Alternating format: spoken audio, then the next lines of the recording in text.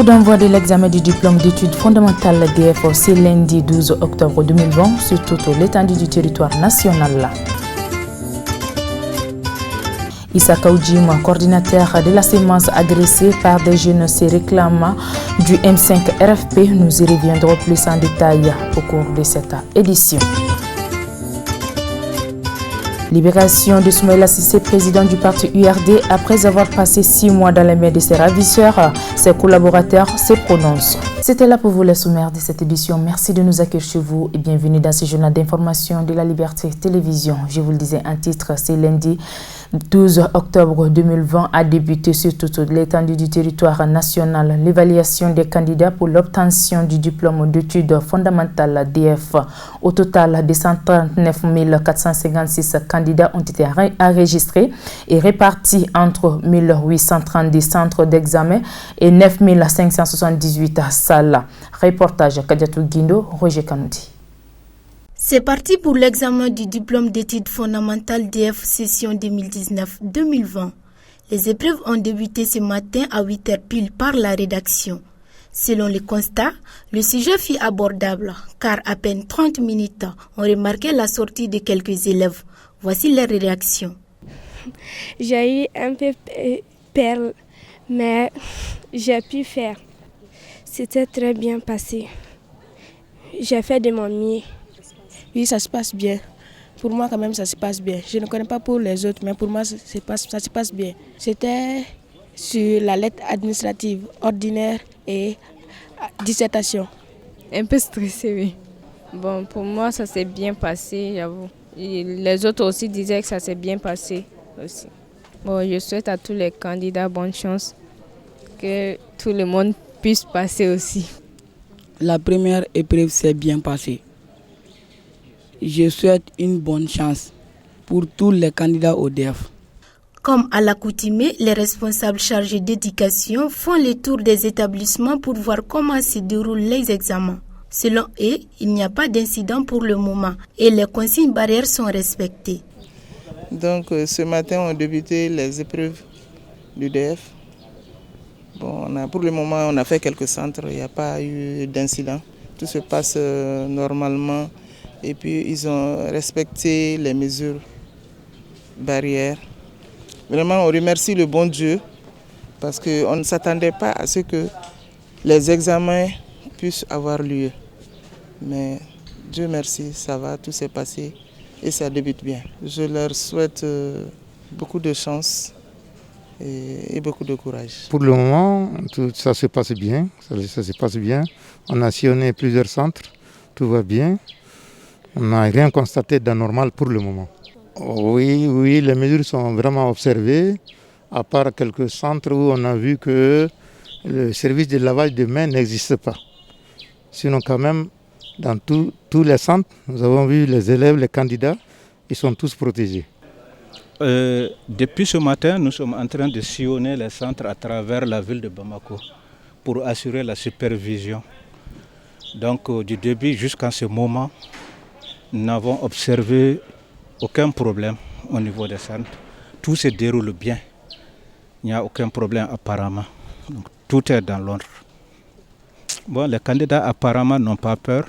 Donc j'espère que les sujets sont abordables. On a fait une seule épreuve, c'est-à-dire la rédaction.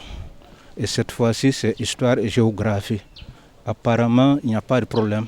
Voilà, ils n'ont pas peur. Les examens d'IDF de cette année se déroulent dans d'autres conditions, avec l'apparition de la maladie à coronavirus ainsi que les multiples grèves exécutées par les enseignants. Une situation qui a mis l'année scolaire en retard.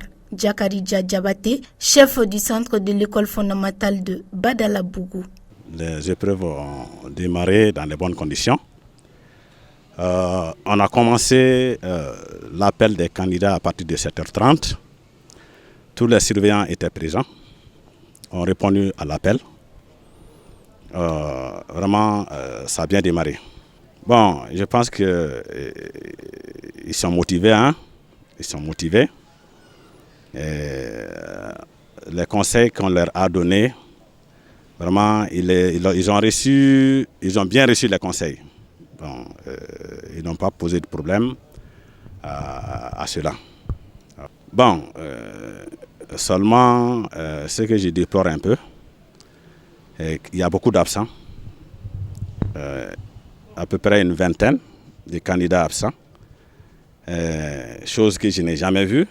Ça en fait plus de à peu près plus de 10 ans. Je suis président du centre, mais je n'ai jamais vu vraiment une absence de ce genre. Donc vraiment, c'est ce que je déplore. Je ne sais pas les motifs, mais quand même 20 absents, je pense que c'est un peu trop. Pour rappel, le Mali compte au total 239 456 candidats répartis entre 1832 centres d'examen et 9 578 salles, selon les chiffres donnés par le ministère de l'Éducation nationale. Bonne chance à tous les candidats. Toujours dans le cadre de la tenue des examens d'études fondamentales, le coup d'envoi du cap du Torokoro a été donné par son directeur Youssouf Koulibaly. Il est au micro de Kadiatou Guindou.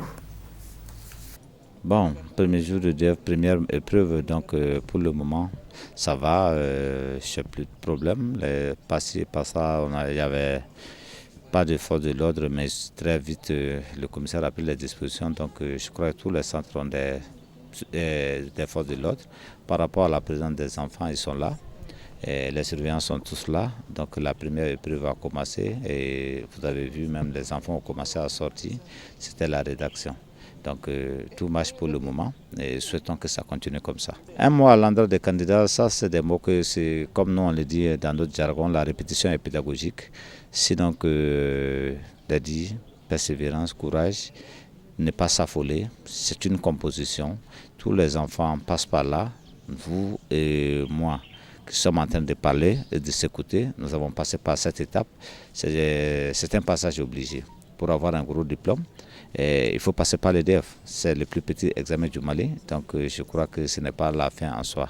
Donc je leur dis courage et de compter sur eux-mêmes, de ne compter sur personne, de ne croire en personne, de croire en eux-mêmes parce qu'ils ont passé l'année à apprendre et ce qu'ils ont appris suffit pour les faire passer. Ben, la particularité de cette année, comme vous le savez, il n'y a jamais, de ma mémoire d'homme, il n'y a jamais eu de session de septembre. Donc s'il y a une session de septembre cette année, ça voudrait dire que c'est d'octobre, disons, et ça voudrait dire que ça a été dur. Il y a eu 2 mouvements qui ont quand même ébranlé l'année, la grève des enseignants et le coronavirus, toutes choses qui ont fait que l'année a été très longue, mais je crois que nous sommes à la fin. On dit Alléluia, sinon on dit Dieu merci parce que c'est déjà la fin et puis c'est bon.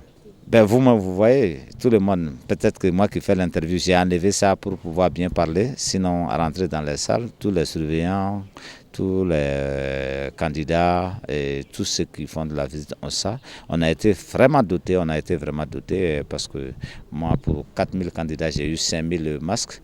Donc j'ai même dit, chaque fois qu'ils vont, d'en donner aux forces de l'ordre qui sont là pour dire que chacun de nous a été bien doté. Et puis voilà. Mon mot de fin, c'est quoi que par la grâce de Dieu, on a bien commencé. Et je demande au bon Dieu de nous laisser terminer aussi par la façon qu'on a terminé. Et que chacun ait un bon résultat. Et demander au bon Dieu que plus jamais ça dans l'école malienne. Le coordinateur général de la coordination des mouvements, associations et sympathisants de l'imam Mahmoud Diko Semans Issaka Oudjima a été agressé le samedi dernier par des jeunes du M5 RFP, mécontents du numéro 10 du mouvement. Dans une interview accordée à notre équipe de reportage, Issaka Oudjima a exprimé sa volonté d'interdire le M5 RFP de tenir ses réunions au siège de la Semence. Pour plus de précisions, écoutons-le. Merci. Je pense que les raisons, si elles existent, c'est aux auteurs de l'expliquer. Ce qui est évident, je suis responsable politique, coordinateur général de la CEMAS. Historiquement, le combat qui a été mené et qui continue d'ailleurs d'être agencé par le peuple malien, c'était pour créer des conditions de rupture avec l'ancien système et créer les conditions de gouvernance améliorées et aller à des élections apaisées auditer la gestion de l'État, résoudre les questions de l'école et la réforme de l'État pour assurer une bonne amélioration, une bonne gestion de la sécurité et désarmer toutes les milices partout où elles se trouvent sur l'étendue du territoire et trouver un accord qui ne remet pas en cause ni la souveraineté, ni l'intégrité, ni l'unité nationale avec nos frères Touaregs. C'est ce qui est exprimé dans la charte. Et nous avons estimé, et nous, la CEMAS, que ce combat qui a été mené par le peuple du Mali, ceux établis de l'intérieur comme de l'extérieur, se sont mis ensemble pour créer cette condition. Aujourd'hui, nous sommes à la transition, j'ai dit clairement, en assumant en tant qu'entité politique, qui est la CEMAS, membre fondateur historique du M5. Pour nous, le combat du M5, c'était la démission de IBK et son régime. Et à partir de cet instant, j'ai estimé que la CEMAS accompagne la transition. Donc que la CEMAS ne peut plus être un endroit où on peut se regrouper et pour tenir des propos qui est contre cette dynamique. Et donc voilà les raisons qu'en tout cas moi j'ai avancées en tant que responsable politique, responsable moral et juridique, premier responsable de la CEMAS, alors de ne plus accepter de certains alors qui se réclament du M5, sinon le M5 c'est le peuple malien, personne ne peut contester le rôle historique que j'ai joué aux côtés du peuple malien. Donc pour moi, rien ne justifie une agression quand on parle d'état de droit, quand on parle de propriété d'autrui, quand on parle aussi de liberté d'expression. Alors qu'est-ce qui peut expliquer cette agression si ce n'est que manque d'arguments politiques? Et donc l'opinion nationale et internationale a compris la véritable nature de certains qui se réclament du M5. Sinon le combat du M5, c'est le peuple, nous remercions ce peuple digne qui s'est manifesté dignement à travers le 5 juin, le 19 juin, le 10 juillet, où il y a eu vraiment des martyrs, que je m'incline à leur mémoire. Et donc ce combat, c'est pour vraiment que le peuple soit digne de voir que le Mali évolue et que son combat pour la démocratie, la liberté et la bonne gouvernance soit vraiment acté dans les institutions. Et pour nous, c'est la transition qui doit nous permettre d'aller à l'essentiel. Alors si c'est la violence verbale, si c'est la violence physique, cela m'a convaincu davantage que cette lutte-là, elle doit être menée pour l'intérêt du peuple. Donc cette réponse de ceux qui m'ont agressé, c'est eux seuls qui peuvent justifier, mais politiquement, je ne vois pas une raison de venir m'agresser.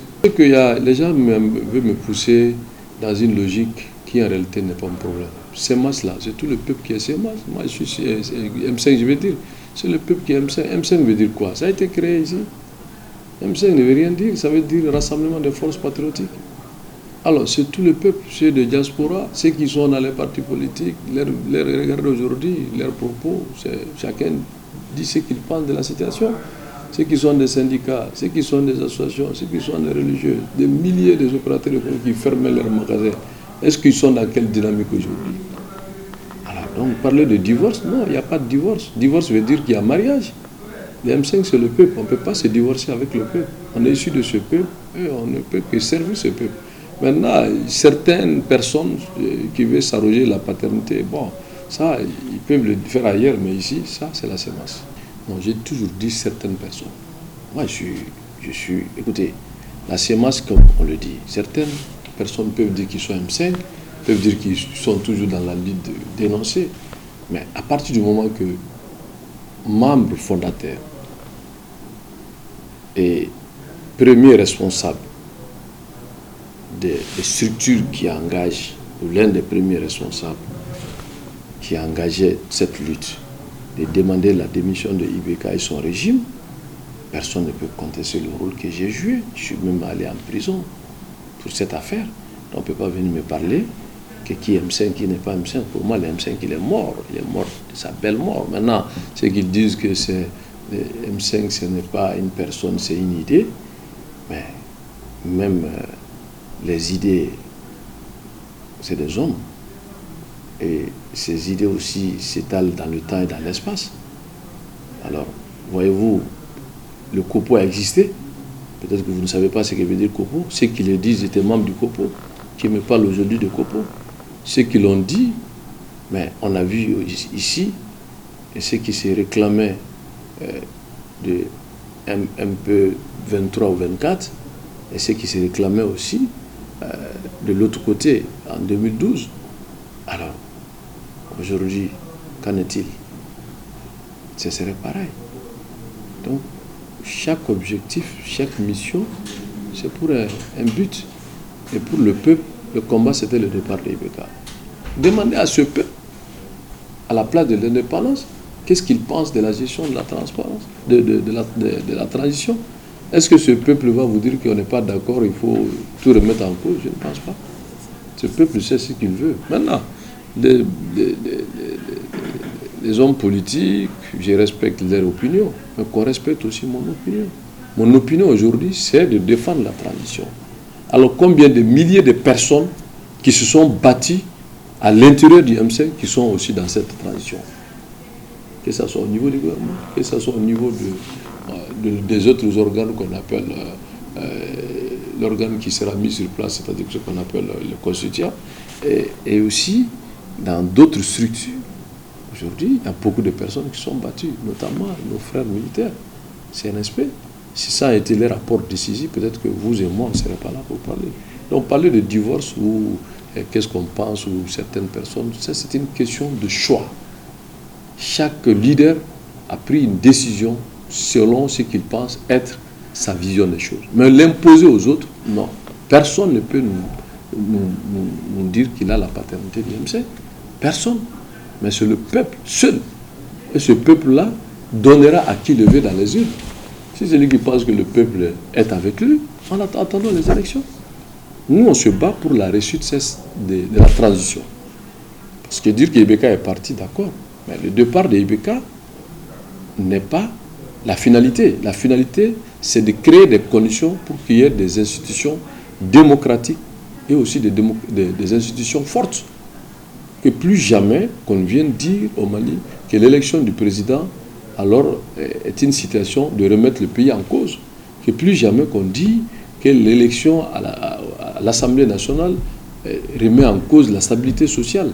C'est voilà l'un des objectifs de la réussite de la transition. Et auditer aussi la gestion et faire en sorte que les deniers publics soient respectés. Alors, est-ce qu'aujourd'hui les Maliens ne sont pas suffisamment avertis pour comprendre les enjeux? Si les gens doivent se mobiliser, c'est pour que la feuille de route, la charte soit respectée. Tout ce que j'ai entendu parler, c'est pourquoi je ne suis pas été nommé, désigné président de transition ou premier ministre, etc., etc. Sinon, je ne vois pas de raison. Personne n'a remis en cause le contenu de la charte. Personne n'a remis en cause la feuille de route. Les gens ont remis en cause les personnes proposées. Mais je vous assure, madame, on ne fera jamais l'unanimité autour des personnes. Mais on doit se battre pour réaliser l'objectif. Et donc la CEMAS est dans la dynamique de soutenir la transition. Donc parler de divorce, non, pour moi c'est un faux débat, puisque personne ne peut m'enlever légitimité historique du M5. Maintenant, Après avoir passé 6 mois au nord du Mali et dans les Sahara profonds, Soumaïla Cissé, président du parti URD, a pu rejoindre les siens. Selon le professeur Ikassa Maïga, membre du M5 RFP, le président a traversé une épreuve certes, mais ses amis aussi et collaborateurs ont souffert avec lui. Pour nous avoir rendu Soumaïla à sa famille biologique, à sa famille politique et au peuple malien. Il a traversé une épreuve et nous avons souffert avec lui. Nous avions pensé au pire, mais aujourd'hui, il est là, sain et sauf. Il est là, il se porte bien physiquement, moralement, psychiquement et psychologiquement. Donc nous rendrons grâce à Dieu. Nous pensons le meilleur pour le Mali, parce que des événements heureux se sont déroulés ces dernières semaines. Je pense qu'on peut penser au meilleur pour le Mali à cela. Quant à Ismaïla Cissé, un général de l'armée, tout le monde s'est réjoui de cette libération. Comme vous le constatez, comme pratiquement tout le monde, les Maliens de l'intérieur et de l'extérieur, les populations de la CEDEAO, disons tout le monde, toutes catégories confondues, les religieux, les politiques, la société civile, tout le monde s'est réjoui de cette libération-là. Et nous ne pouvons que rendre grâce à Dieu, remercier le Seigneur pour ce qui est arrivé après 7 mois d'attente. Pour Seydou Ndaw, membre du parti URD, pour le cas de Soumaïla Cissé, au-delà des diversités, que ce soit politique et professionnelle, tout le Mali s'est montré uni pour le retour du président du parti URD. La première réaction, nous remercions le tout-puissant miséricordieux, Allah subhanahu wa ta'ala, de nous avoir amené Soumaïla sain et sauf. La deuxième grande impression, c'est le Mali. Nous avons à travers ce cas vu l'unité de tous les Maliens, au-delà de toutes les diversités, que ce soit politique, que ce soit confessionnel, que ce soit professionnel. Tout le Mali s'est montré uni pour le retour de M. Soumaïla Cissé, honorable Soumaïla Cissé. Nous prions le tout-puissant miséricordieux que l'arrivée et le retour de Soumaïla Cissé sain et sauf soit le bonheur pour le monde entier. Bonheur pour le peuple malien, bonheur pour Soumaïla et sa famille, bonheur pour Soumaïla et tous ses camarades, bonheur pour nous les jeunes, bonheur pour les femmes et bonheur pour vous les journalistes qui n'ont aménagé aucun effort. Quand Soumaïla était en otage, vous les journalistes, vous avez montré tout ce qui est de votre possible pour montrer votre adhésion et votre solidarité envers Soumaïla, à travers beaucoup d'autres activités que nous avons vues. Aujourd'hui et avant aujourd'hui, vous nous avez rapprochés pour faire tout ce qui est de votre possible pour ce retour. Nous remercions, que ce soit un bonheur également pour vous, les journalistes. Que ce soit un bonheur partagé. L'élan d'unité que le Mali vient d'amorcer pour la cause de Soumaïla, que cet élan d'unité et de solidarité soit le même pour toutes les questions d'intérêt national. Soumaïla lui-même a dit hier soir, il dit qu'il est très fier d'être malien. C'est sûr, au-delà de Soumaïla, personne ne savait que dans des moments difficiles comme ça, que tout le peuple pouvait s'unir et aller au-delà de toutes les autres considérations. C'est la valeur que le Mali vient de montrer, la grandeur d'esprit du peuple malien que nous venons de montrer au monde entier à travers ce cas Soumaïla.